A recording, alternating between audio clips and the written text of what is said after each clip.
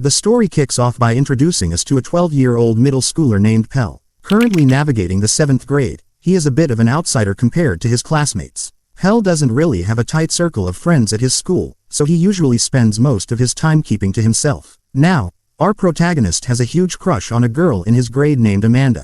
She is basically the queen of the school, stylish, popular, and radiating confidence. However, Amanda has never actually paid any attention to Pell. To her, he is just another face in the crowd, a totally invisible and ordinary boy. One afternoon, Pell is hanging out on the school rooftop, quietly enjoying an apple in peace. Suddenly, his attention is caught by two bullies down below who are giving a hard time to a kid named Wilhelm. Pell isn't the type to just stand by and watch, so he chucks his apple at the bullies to create a distraction. This works for a second, but then the bullies turn their rage toward Pell, and the chase is on. Terrified, Pell runs with everything he's got and finds a hiding spot near a creepy, abandoned old house. Eventually, the bullies lose track of him and leave. But then, things take a very weird turn. A tiny ant starts crawling up his leg. Initially, Pell doesn't think much of it and begins walking home. Out of nowhere, the ant reaches his neck and gives him a sharp bite. The moment it happens, an intense, burning heat surges through his entire body, and he starts feeling incredibly strange. When he glances down, he notices it was indeed an ant that bit him. His head starts spinning, and right before he loses consciousness, he catches a glimpse of a mysterious man standing nearby. However, he can't make out the man's face clearly. Later that night, Pell finally wakes up and manages to stumble back to his house. When his mother questions why he is returning so late, Pell tells a little lie, claiming he was out playing with some friends. His mom invites him for dinner, but he turns it down and heads straight to his bedroom. While he is asleep, he experiences some truly bizarre dreams where he is swarmed and attacked by countless ants. In the dead of night, he wakes up feeling absolutely starving. Still half asleep, he wanders into the kitchen and starts devouring one chocolate bar after another. The following morning, he wakes up to a complete mess. Empty chocolate wrappers are scattered all over his room. His face is covered in chocolate, yet he has zero memory of eating any of it.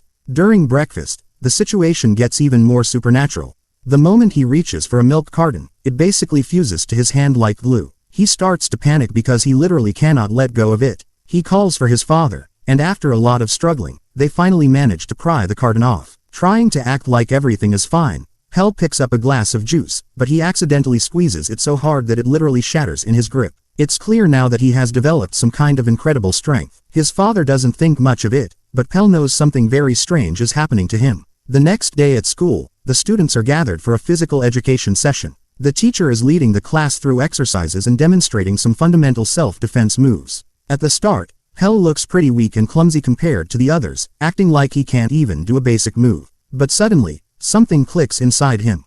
He executes a powerful strike and pushes his teacher with such force that the man is sent flying backward. The entire class is absolutely stunned by what they just witnessed. Wilhelm, the boy Pell helped out earlier, is standing there and sees the whole thing. After school is over, he approaches Pell and asks him straight up if he has some kind of superpower. Pell tries to play it cool and denies everything, insisting he is just a normal kid. But during their chat, Pell spots a man watching them from a distance. It's that same mysterious man from before. The man's stare makes Pell feel very uncomfortable, so he quickly heads home. Meanwhile, that same mysterious individual is sitting inside the old abandoned house, reading a newspaper. The paper features a story about the owner of a massive pharmaceutical corporation called XOM. The following day at school, Pell finally decides to tell Wilhelm the whole truth. He recounts the entire story about the ant bite and how, since that moment, he has gained weird abilities like super strength, insane speed, sticky hands, and even the power to climb up walls. Wilhelm listens with intense focus, and instead of mocking him, he gets incredibly hyped up. He brings Pell to his place, and we discover that Wilhelm is actually a brilliant kid and a massive fan of superheroes. He has done extensive research on comic book legends and their powers. Wilhelm is convinced that he is looking at a real-life superhero in the making. He starts running small tests on Pell to get a better handle on his new skills. Then, he designs a custom red and black suit for him and gives him a hero name, Antboy. Wilhelm is eager to see how Pell performs in the real world, so he takes him to a parking garage known for petty crimes and robberies. Once they arrive, he leaves Pell on his own so he can test his instincts in a real-life situation. This is his first true test. After waiting for a bit, Pell hears a woman scream. A thief has just snatched her purse and is making a run for it. Without a second thought, Pell zips into his Antboy suit and chases him down. He corners the thief and demands the purse back, but the criminal just starts laughing at him. He thinks it's just a little kid playing dress up in a cheap costume. He warns Pell to go home before he gets hurt.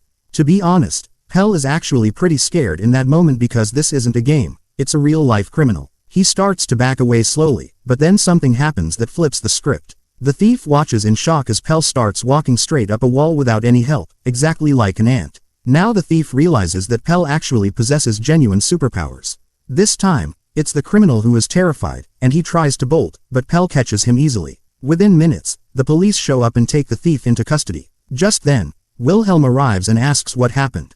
Pell is glowing with excitement as he tells him about the catch and tries to show off his wall-climbing power again, but he ends up falling flat on his face because his energy is totally gone. Wilhelm immediately figures out that Pell's powers are fueled by his energy levels. He hands him a chocolate bar, and in seconds, Pell is feeling strong again. It's all clear now. To use that kind of power, he needs a massive amount of sugar. Following this, Wilhelm upgrades the suit and adds a helmet to ensure Pell's identity remains a total secret. Keeping his real life private is now the top priority. Over the next few days, Antboy becomes a local legend, helping people all over the city. He stops small crimes, assists neighbors, and even rescues a stranded cat. Word of his deeds spreads everywhere, and the kids in the city especially start to idolize him. He has become their hero, a small boy with massive power. But while Antboy's fame is growing, a darker threat is also looming. One evening, Amanda is at home with her sister Ida. Suddenly, a strange man breaks into their house. Amanda screams in terror. Her sister tries to run to her aid, but before she can get there, the mysterious man kidnaps Amanda and vanishes into the night. The next day, Pell is at school, but he can tell something is very wrong. Later that day during lunch, chaos erupts at the school. Students are pointing and screaming toward the roof. A boy appears to be dangling from the edge of the building. Without wasting a moment, Pell sneaks away, changes into his suit, and transforms into Antboy. Climbing the wall with ease, he reaches the rooftop to save the boy. But as soon as he gets there, he realizes it wasn't a real person, it was just a dummy. Standing there waiting for him is Ida, Amanda's sister. This was all her trick so she could meet Antboy in person. Ida then shows him a video on her phone. In the footage, Amanda is trapped inside a glass container, looking like she's in a transparent jail cell. The mysterious kidnapper is demanding a ransom of $20 million and threatens to kill Amanda if the money isn't paid. He has another demand too. Amanda's father must shut down his pharmaceutical firm, XOM, or Amanda will be harmed. Seeing this, Antboy vows to save Amanda no matter the cost. Pell, as Antboy, then takes Ida to Wilhelm's house to figure out their next move. At first, Wilhelm is genuinely frustrated because his primary rule for a superhero is to keep their true identity a total secret. In the universe of heroes, maintaining a mystery is the most important thing. However, Pell explains to him that Ida actually has no idea who is behind the mask. Seeing the situation, the three of them shift their focus entirely to the mission at hand. Antboy asks Ida if she has any clues about who might be responsible for this kidnapping. Ida suggests it could be someone seeking vengeance against her father's corporation, or perhaps someone who wants to see the company completely destroyed. She also mentions that the person in the video referred to himself as the Flea. Wilhelm immediately realizes that they need to act fast to rescue Amanda. Just then, Antboy's heightened senses kick in as he picks up a familiar aroma. The scent is coming directly from Amanda's necklace, which Ida happens to be holding. Utilizing his extraordinary ant-like sense of smell, Antboy begins to track the trail. The scent leads them straight back to that same creepy, abandoned house where Pell was originally bitten by the ant. Wilhelm points out that the property used to belong to a woman who passed away about 2 weeks ago. Pell, staying in his Antboy persona, tells Wilhelm and Ida to stay back while he enters the dangerous building alone to find Amanda. The moment he steps inside, he is absolutely stunned. The interior is packed with high-tech laboratory equipment, complex scientific machinery, jars filled with various insects, and bizarre experiments scattered everywhere. It is clear that this isn't just a house, it's a high-level secret laboratory. It appears someone has been running experiments on insects to develop a unique serum capable of granting humans superhuman abilities. Venturing deeper into the lab, Pell finally spots Amanda. She is being held inside a reinforced, airtight glass container. But as Pell rushes to free her, the kidnapper suddenly emerges from the shadows and catches Antboy off guard, locking him inside another glass cage. Now, the villain finally unveils his true identity. He goes by the name the Flea. He begins to recount his tragic backstory. The Flea was once a brilliant biochemist at the XOM company, the firm owned by Amanda's father. He was incredibly gifted, and the vaccines he developed made the company a massive amount of profit. At one point, he created a revolutionary vaccine using genetically altered ants, designed to treat incurable diseases. His own mother was suffering from a terminal illness, and out of pure desperation, he administered the experimental vaccine to her. Initially, It seemed like a miracle. She started getting better. However, Amanda's father decided to shut the entire project down because it was becoming a financial burden on the company. For the businessman, it was just a matter of dollars and cents, but for the scientist, it was his mother's only hope. Once the vaccine was discontinued, his mother's health failed rapidly, and she eventually passed away. The Flea tried to keep the research going in secret, but when the corporation found out, he was fired immediately. Now, he is out for revenge. He kidnapped Amanda to force her father to shut down the business and feel the pain of losing everything. Since he couldn't save his mother, he is determined to ruin Amanda's father in the same way. Antboy is now trapped right in front of a dangerous criminal who is fueled by agony and a thirst for vengeance. Inside the lab, the Flea continues his explanation. He says he attempted every possible experiment to save his mother by creating various insect serums, but nothing was ever enough. During those trials, he had created a specific ant serum, the very same serum that accidentally entered Pell's system and gave him his powers. But the Flea didn't stop there. He began experimenting with other species of insects as well. Finally, he perfected a serum and injected it into himself. After listening to the Flea's life story, Pell is visibly shaken. The Flea continues his psychological attack by planting more doubt, suggesting that Wilhelm is only his friend because he has powers. This hits Pell right in the heart, and for the first time, he starts to question the reality of his life and his friendships. Meanwhile, outside the house, Wilhelm and Ida have already alerted the authorities. Hearing the sound of police sirens, the Flea makes a quick escape. Antboy is left behind, feeling broken not just from the physical struggle, but from the weight of those harsh words. This becomes the turning point where Pell makes a major life decision. He decides he no longer wants to be Antboy.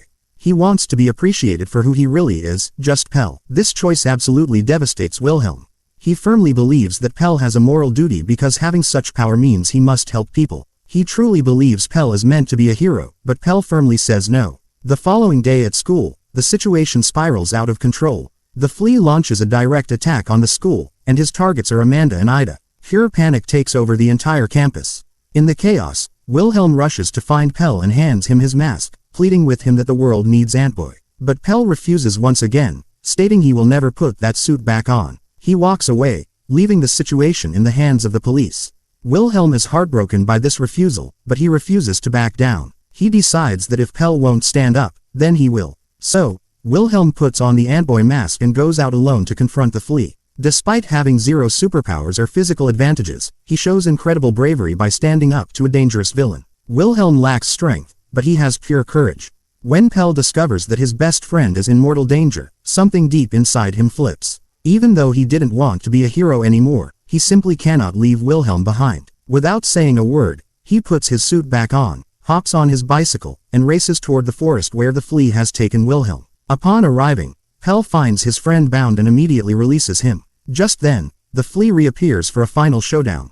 Both boys realize they can't win in a head-on collision, so they come up with a clever strategy. While Antboy keeps him busy, Wilhelm secretly sneaks around the back and sabotages the technological device that is boosting the Flea's abilities. The plan works, and the villain begins to lose his superhuman edge. This is the perfect opening for Antboy. He moves in with everything he's got and delivers a final attack. This time, he isn't fighting to prove anything or to impress a girl. He is fighting as a true hero to protect his friends. After a brutal struggle, Antboy finally brings down the Flea, and the police arrive shortly after to take him into custody. The threat is finally over. After the dust settles, Antboy visits Amanda's house. She still has no clue that the hero is actually Pell. She thanks him for saving her life and, in an emotional moment, tries to kiss him. But surprisingly, Antboy steps back. He doesn't accept the kiss. He didn't actually come there for Amanda. He came to talk to Ida. As it turns out, Ida already knows his secret identity. When she comes out, Antboy makes her promise that she will never reveal to anyone that Pell is the boy under the mask. Ida agrees and vows to keep his secret safe forever. In the final scene, we see Pell and Wilhelm hanging out together again, just like best friends. This time, they are discussing ways to upgrade the Antboy suit to make it even more advanced and durable. Because now, Pell finally understands that Antboy isn't just a costume he puts on, it is a part of who he truly is. And that is where our story concludes. So, what are your thoughts on this movie? Definitely share your opinions in the comments below. If you enjoyed this recap, make sure to hit that like button and subscribe to the channel for more incredible stories just like this one. I will see you in the next video.